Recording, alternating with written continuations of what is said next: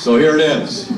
This is your $100 billion plus pension bill that we voted on today, some 325 pages, sort of like Obamacare. They throw it at us one day and say, all right, you're going to vote on something that's going to affect thousands of lives and impacts the state's budget by more than $100 billion. Here's your 300 and some pages. Just trust us. Go ahead and vote on this thing.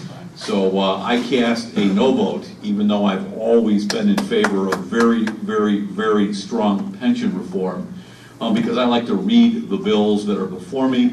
I like to actually take input and testimony. I called for a 2-day at least committee of the whole in the Senate, where real people, taxpayers, including the Public Policy Institute of the state of Illinois that strongly opposed the bill, or anyone else could come in and testify. And yes, I'd even want to hear from some teachers about how this thing impacts their lives, especially if they were already retired individuals. But the bill passed, and the state of Illinois will have major pension reform, which we need. But I just believe in transparency and believe that before I vote on something, ought to read it. And then last but not least, I like to know how the money, the savings, and fortunately we'll have savings, is going to be spent. I mean, are we going to expand the government of Illinois? I mean, the Democrats, when they passed a 67% income tax increase, said they were going to use it to pay off old bills, and they haven't done that at all. And I just wanted to know where the savings were going to go. If Governor Quinn follows the normal pattern, he will spend that money. It's about $1.2 billion of new money he gets to spend. He'll probably use it to expand Medicaid or some type of public assistance. And I think we ought to use it to pay off our old bills and to roll back the Democrats' 67% income tax. So I voted no. Let me just say thank you. It's nice to be here. It's nice to be out of Springfield. I regularly speak and have the honor of speaking to Tea Parties. Representative Tracy and I were just up in Peoria, spoke to the Tea Party there. I just met with the head of my local Tea Party, as I regularly do, and I really, really appreciate and like coming to speak to the Tea Party and to get input from real people. I don't have all the answers, and I take suggestions and I listen, and that's one of the reasons why I'm here today. But I will tell you, I am running for governor. If nothing else, one of the reasons, probably the best reason you want to be for me, is I picked, I think, without a doubt, and it's not my estimation, although I already knew it. Most of the folks who have been polled say that Representative Jill Tracy, overwhelmingly, more than 80% of the people said she is, without a doubt, the strongest candidate we have for lieutenant governor. Not only is Jill a great mother of 4 wonderful children, but obviously if you live here and you do, the Dot food industry and the Tracy family are critical. Jill shares my vision of making Illinois something I call a destination economy. We are overtaxed. We are way, way over-regulated. I want Jill to be what I call the repealer-in-chief of state government, going through every regulation that hamstrings us against Missouri, and to go through a complete overhaul and look at every tax. And we are, whether you are a small business, whether you are a family farmer, or whether you are just a family period, Illinois nickel and dimes people to death, and it's got to end. We are the capital of the Midwest, but yet we are dead last, the highest unemployment in the Midwest. Our unemployment rate is more than twice that of Iowa, and that just should not be with the resources that we have. I will tell you, just on this bill, one more thought I had on that. Every time that I held up this bill over the last day or two, it reminded me of the way Nancy Pelosi told the United States Congress, just vote on Obamacare and you'll find out the details later. So my blood was boiling over the last day and a half or so. And the House was a little better. They actually had some hearings and some things like that earlier on, but we rank and file members in the Senate never saw that. I will tell you, I'm someone who very much believes in transparency. I was the chief sponsor, along with Representative Michael Tryon from McHenry, Illinois, of the Illinois Internet Portal. So if you're an insomniac, you can now see every salary, you can see every deadbeat, you can see every tax break, and a number of things online in Illinois government. And I believe that sunshine is the best disinfectant, and people actually do look at these things and say, you know what, I'm in this business, and I read that the state's Department of Central Management Services pays X amount for this product, and I'm going to tell you where you could get it cheaper and better. And I believe in transparency because it leads to good ideas and it's the right thing to do. So who am I? Besides the fact that I'm a great, long-time, die-hard Western Illinois University alumni and president of its alumni association for many years. The Peoria Journal-Star described me like this when it strongly endorsed me for governor last time. Make no mistake about it, Kirk Dillard is a solid fiscal and social conservative, and of all the candidates running for governor, he knows the most about the Western Illinois region. I have never voted for a general tax increase in all of my years in the legislature. I was the Senate's first sponsor ever of the right to concealed carry. And contrary to popular belief, the State Rifle Association endorsed me, not Senator Brady, in the last election. I am the state's conduit or chairperson of the Conservative Legislators Association, known as the American Legislative Exchange Council, formed by the late Congressman Henry Hyde, and we are all about what we call Jeffersonian free market principles. I believe in freedom. I am somebody that believes in it in all facets of life, from gun control to the free market of enterprise in this country. I am only one of 2 state senators that did not give the vote to in-state tuition for illegal immigrants. Senator Brady, contrary to popular belief, gave in-state tuition to those who are here illegally. I am and regularly answer questions about the Common Core. I still have a 12-year-old and a 10-year-old, and I live the Common Core and I live public education day in and day out. And I don't believe that Washington ought to tell us in Quincy or in Wheaton, where I'm from, what classes my kids ought to take from far, far away. I believe in local control and strong parental control. And unlike Bruce Rauner, who's running in this way, I am not one of the major funders nationally of shoving the Common Core down Americans' throats, or in the case of his wife, who runs a thing called the Onset Prevention, a major leading proponent of what I call the Common Core for young people or baby care. I will also tell you that I, along with my Congressman Peter Roskam, long before you ever heard the name Barack Obama, Peter Roskam and I, Congressman Roskam and I, killed, when Barack Obama was a state senator, universal health care, or Obamacare. Would have cost the state of Illinois $4 billion. Obama came over to me and got in my face and said, you called it socialized medicine, that's inflammatory. And I said, look, it's socialized medicine. And if I wanted socialized medicine, I'd move to Italy or I'd move to France. So, you know, I have been on and have tried to kill Obamacare before you probably ever heard his name. My vision of this state is, to, along with Jill's, to make us a destination economy for people like the Tracy family, people like Archer Daniels Midland, who has a facility here, people who create jobs. And that is what Jill and I are laser focused on day in and day out. Very quickly, I will tell you, I am tested and I am prepared. Laura Donahue, I think, can attest to that.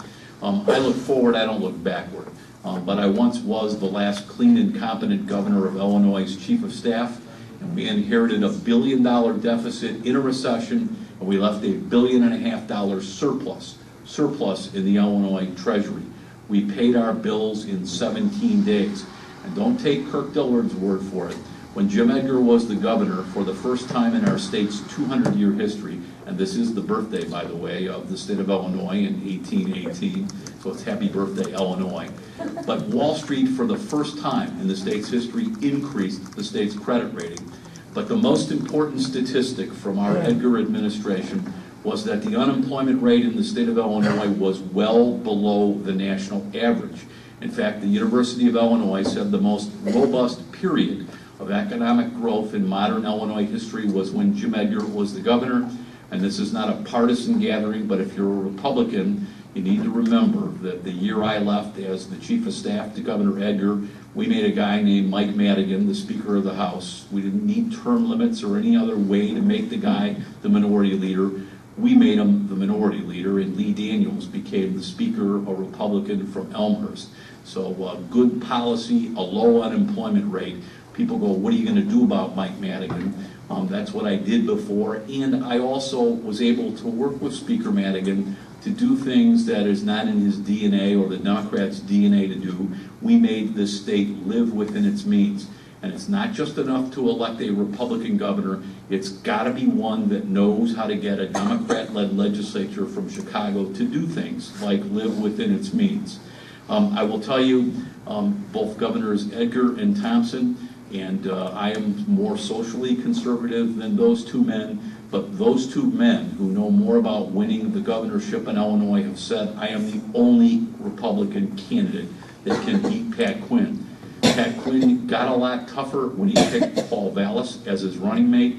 He picked Paul Vallis, someone who went to Western Illinois University with me, because Pat Quinn knows the suburbs are crucial to his election. That's my wheelhouse. That's where I come from. I'm the former Republican chairman of DuPage County, but I have very strong downstate roots. I married my wife in a farming community in central Illinois of 400. I just told you I went to Western Illinois University and stayed extremely active with it. And then obviously I picked Miss Western Illinois and Jill Tracy as my running mate. So I am the template that is actually electable as the governor of the state of Illinois. A conservative summit of the 40 major conservative groups in Illinois unanimously recommended me to be the governor. Those are 40 conservative groups, from pro-life groups to the Second Amendment types to some Peoria Tea Party members, but unanimously I was the candidate they recommend as a conservative to be the next governor of Illinois.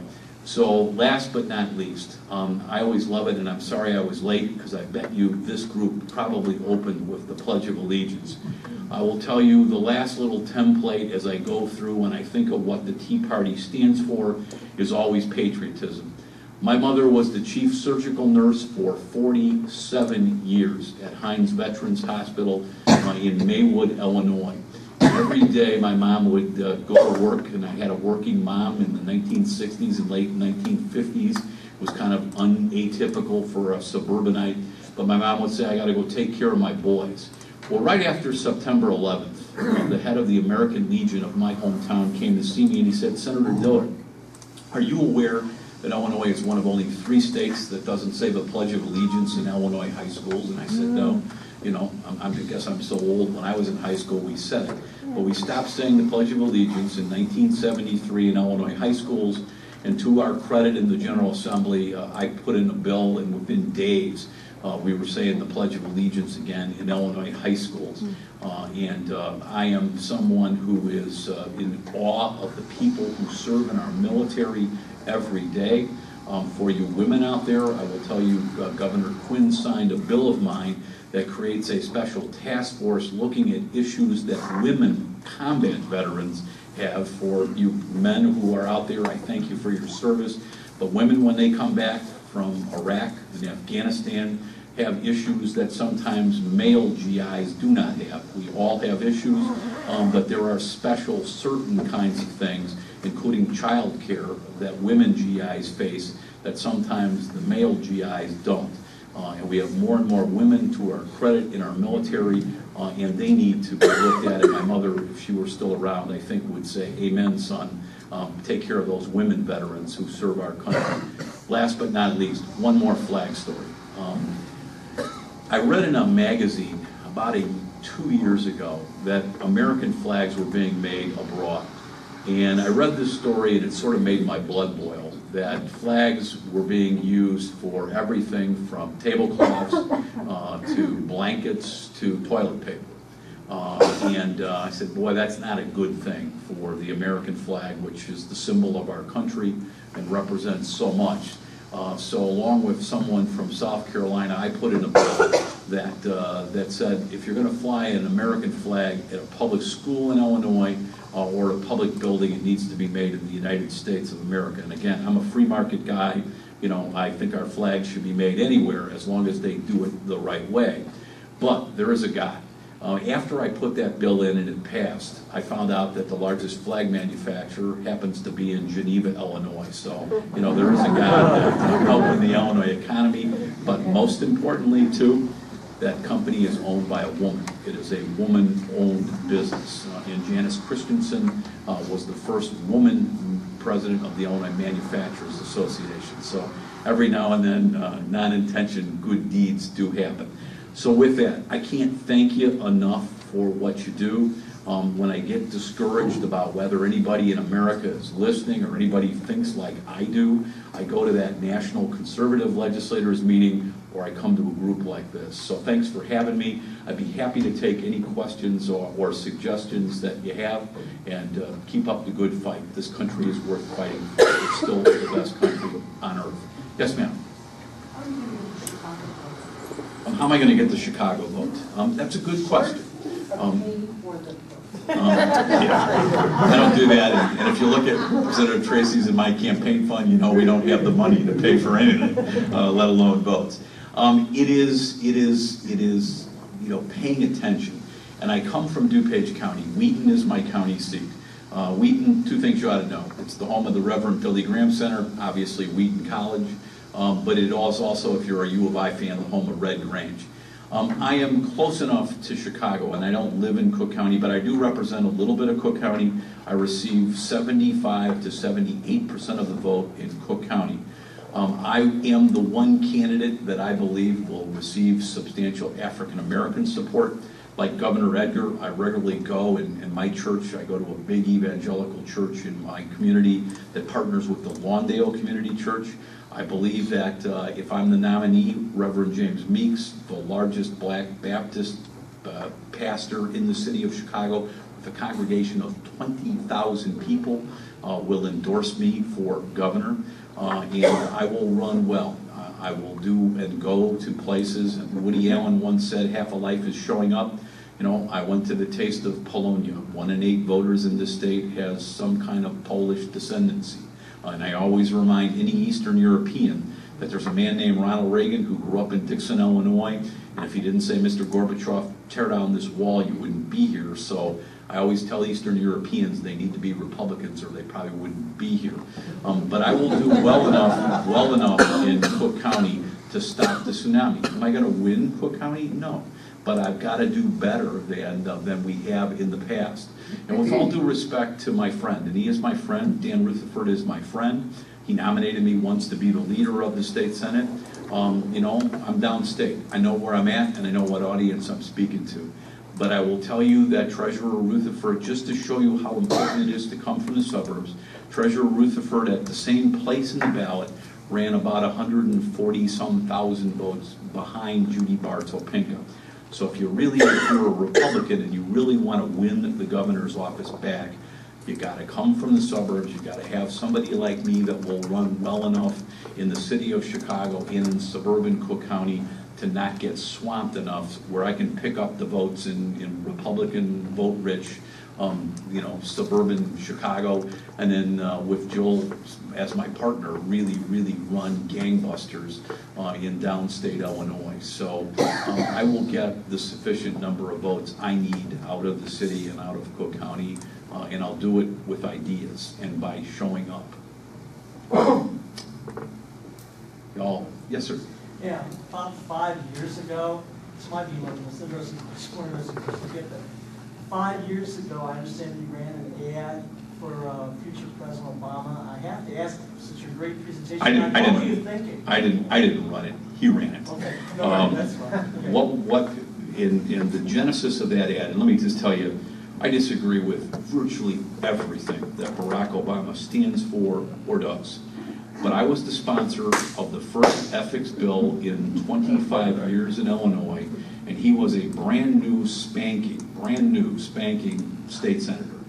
And he said, can I be the hyphenated, the real co-sponsor of your bill? So anytime a Democrat works with me on a Republican principle like ethics, I commend him. When it looked like he was going to be the nominee, I called him. And I said, Barack, you got to take off that ad. I'm a John McCain delegate. I'm raising money for John McCain. And if you're going to be the nominee, you got to pull the ad. And he pulled the ad. So it's about ethics. It was about 15 words. And that's it. And I just told you I killed Obamacare before you ever heard of him.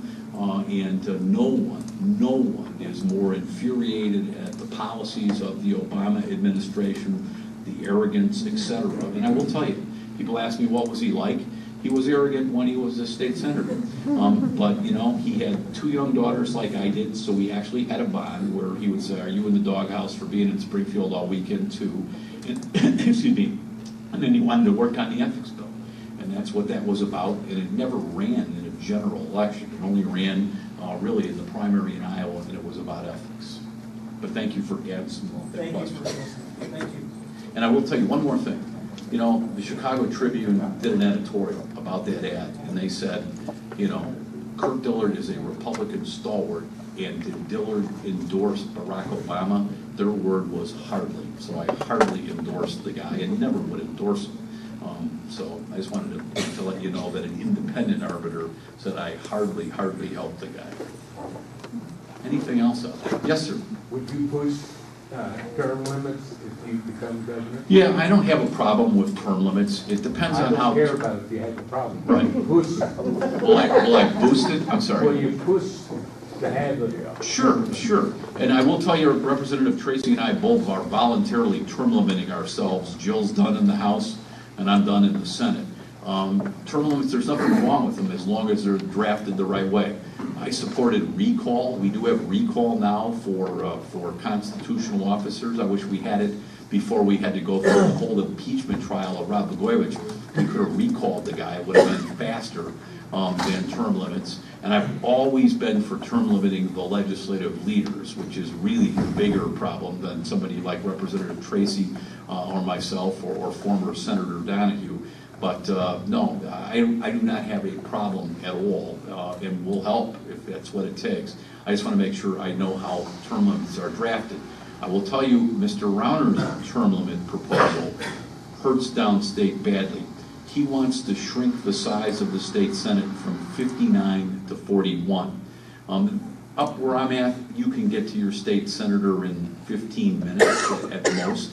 Downstate Illinois, as Representative or Senator Sam McCann, who strongly endorsed my candidacy, will tell you, you know, might add another hour to be able to go see your senator. And it really hurts the way his proposal is drafted. I think it disenfranchises downstate Illinois. Representative Mike Fortner, who is one of Jill's colleagues, who's really the Republican expert on remapping, he's a physics professor at Northern Illinois University, believes that the makeup of the state Senate could fall to 32 Democrats and 9 Republicans. So if you're a Republican, the Rauner proposal kills you as a Republican, but it really decimates you as a downstater. So I can be and will push for term limits, but I want to be able to draft the bill to make sure that downstate's not decimated, nor do I cause a bigger schism already of a veto-proof state Senate as a Republican member. Yes? Your thoughts on Agenda 21? You know, I am not big or understand Agenda 21, so that is something I really would like you all to educate me on. So, you know, I don't have any thoughts, and that's one of the reasons I come to these, educate me. And, you know, and it was cute. I once asked a long time ago, you know, and who has ideas on the Common Core, and I was sent some great things. Even though I have kids in the public schools, I was sent some great things by the West Suburban Patriot Tea Party and others that I don't see. So if you've got something, I would love to be educated on it. Yes, sir. On the bills passed today, Uh-huh. do you think there's going to be a confrontation opposition on the constitutionality of our state Well- state constitution? Because I think they're going to fight it. Right, they're clearly going to fight it on all kinds of fronts. You know, who knows what the Supreme Court of Illinois does? I told the gentleman who sat next to me today, you know, the Supreme Court of Illinois is elected. They're as political as Representative Tracy and I or our body might be, and I just don't know what the Supreme Court will do. You know, there is a clause in our Constitution that says you can't diminish it. But my response to that is you got to do something, or you'll end up like an employee of United Airlines and you'll have nothing. So they're going to fight it, and my leader, Christine Radonio, said today, you know, we're not going to know what's constitutional and what's not until the Supreme Court tells us. I am used to, in my career, of having the Supreme Court find some things constitutional and some things not, and then the legislature comes right back and corrects them. I was the sponsor of Truth in Sentencing, where 85% of all violent criminals, or 85% of the time must be served if you committed a violent crime. The Supreme Court said it's constitutional, but not quite the way you drafted it, Senator Dillard. So we came back and we reworked it a little bit. I would hope that this would be immediately appealed to the Supreme Court, because every day we waste is $5 million of extra interest. But you can, as much as I know the lights are on in this room, we're going to get sued, and we'll probably start getting sued tomorrow. My guess is they probably already have a draft complaint ready, but that's not unexpected on something like this. Yes, sir. When you think about concealed carry and the idea of getting some real common sense concealed carry laws in this state. You know, I always tell people if I were the governor, I'd be in charge of the state police, so you wouldn't get hosed around, so to speak, with respect to, you know, the rulemaking authority that's there. You know, I believe in concealed carry because it's your constitutional right, but I also believe very much in keeping the criminals guessing. I will tell you, I was the sponsor of the bill that stopped Lisa Madigan. Remember, Lisa wanted to give out the names and addresses of anybody that had a firearm owner's ID. And I instantly, within 3 hours of hearing that, put in legislation to say firearm owners' identification addresses and names are confidential. They're not only is that your constitutional right, but it is, again, keeping the criminals guessing. Why should I give a blueprint to methamphetamine dealers to know who might have a rifle in their farm and who doesn't, or up in the city of Chicago, you know, what homes should you burglarize, or what homes, if you're a gang member and you're looking for firearms in Chicago where they outlaw handguns, you know, they might go, well, if I know Kirk Dillard's got a firearm owner's ID, he might have a gun safe that I could break into and get firearms. So, you know, and that baby did pass, so we stopped them. The state police was on my side there. They did not want to give those out. But, you know, when I'm the governor, concealed carry will work well, and you'll have the full constitutional right to carry. Yes, sir.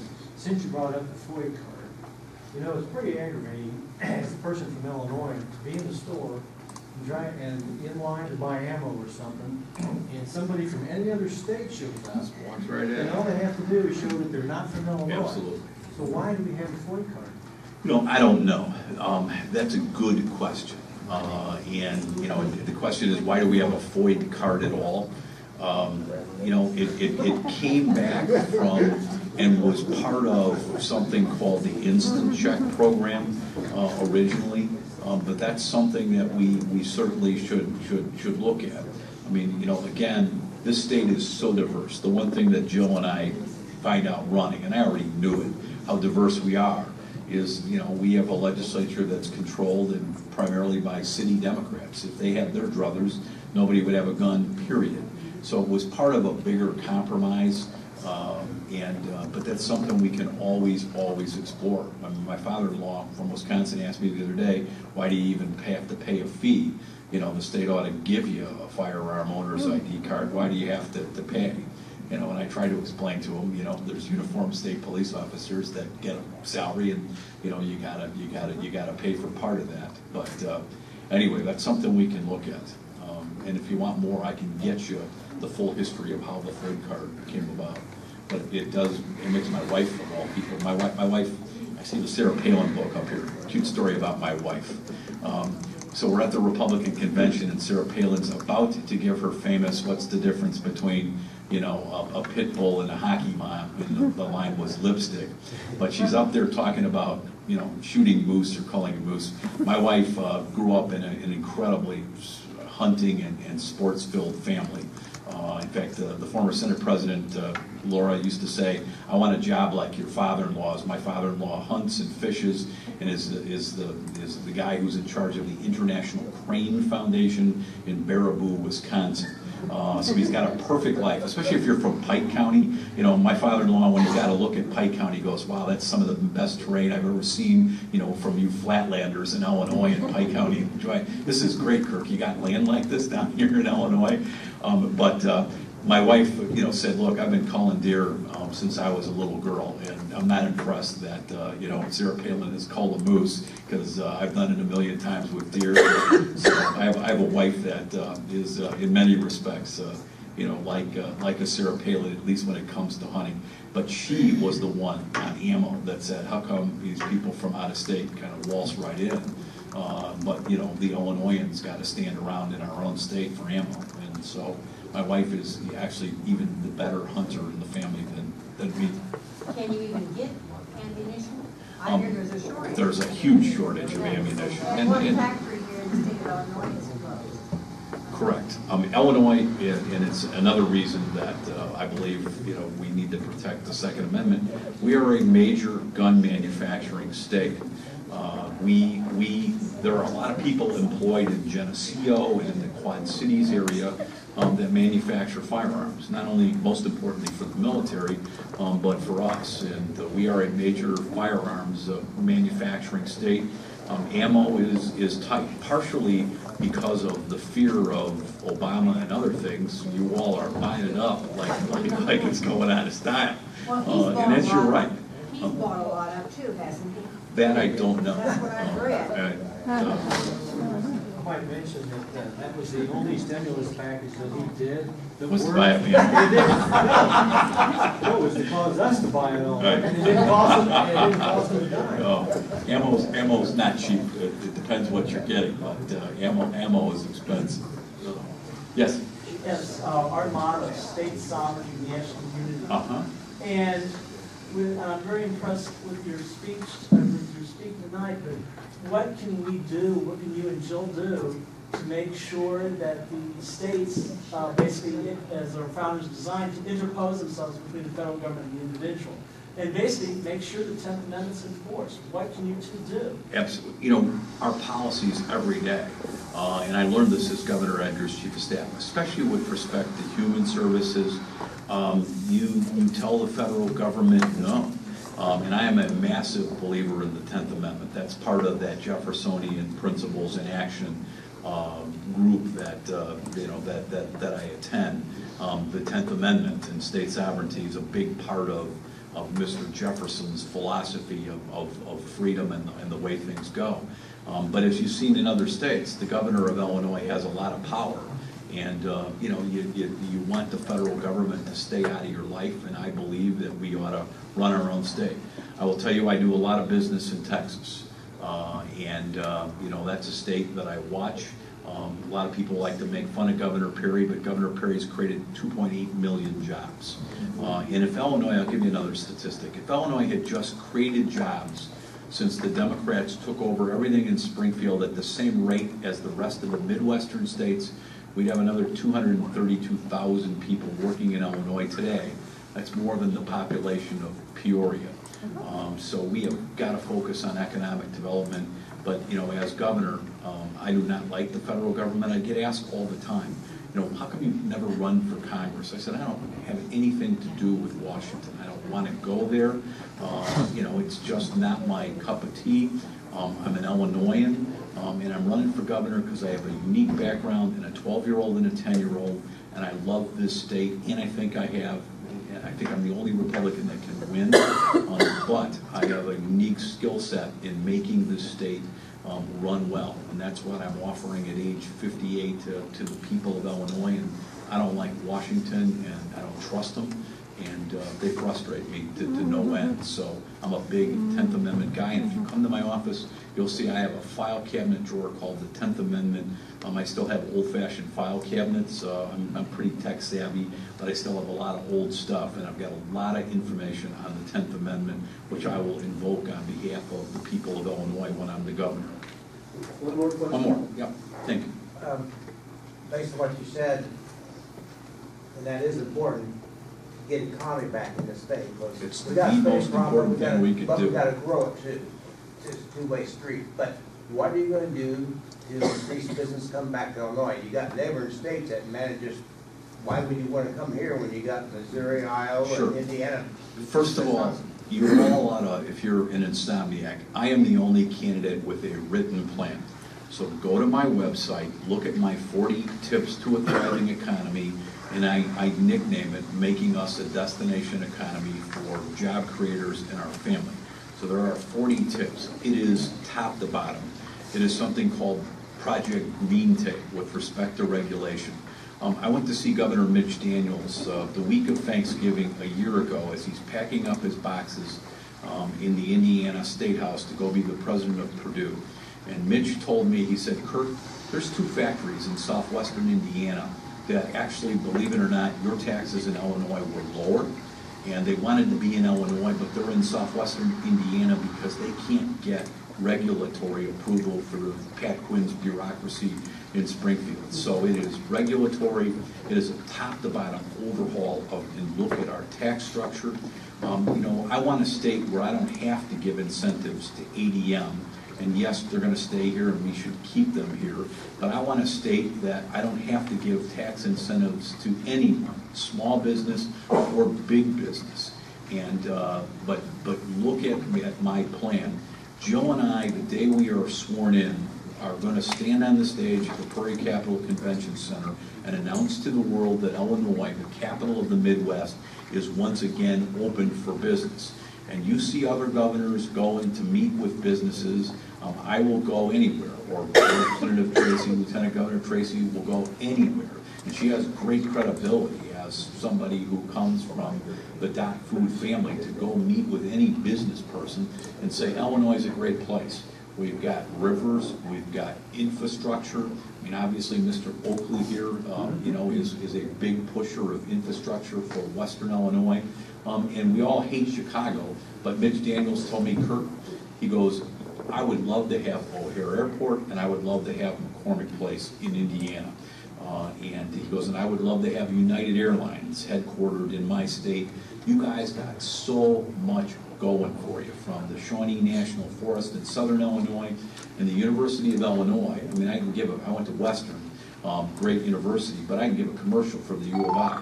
#1 computer science school in America. Bill Gates has more U of I graduates working for him than any other university in America. The problem is those jobs are in Seattle. They're not in Quincy. They're not in Macomb. They're not in Urbana. They're not in Naperville. We produce the most physicians. We produce I think, the #1 engineers, accountant majors, things that actually ought to be entrepreneurial by their nature. And I want us to be a leading entrepreneurial state, not a leading welfare state like we are. And but read my plans, and if you've got ones you don't think work, let me know. And if you got other ideas, please, let me know. But Joe and I are laser focused on getting our economy back in track. Aside from me managing the state government like I've been taught to manage it by Governor Edgar, we got to get our economy back, and that's how we get our state's credit rating back, and that's how we start to stabilize this place. Last but not least, I've mentioned I have a 12-year-old and a 10-year-old. I want my children to stay in Illinois. I want them selfishly 10 minutes from me, not 10 hours. And I want the same for your grandchildren and your family and your relatives. I want us to stay here, not have to go to Seattle to find work. And that is my goal, is to make us the capital of the Midwest. We are the land of Lincoln, and nobody should be in a better economic position than a state as great as Illinois. And we're going to make it work again. Thank you very, very much.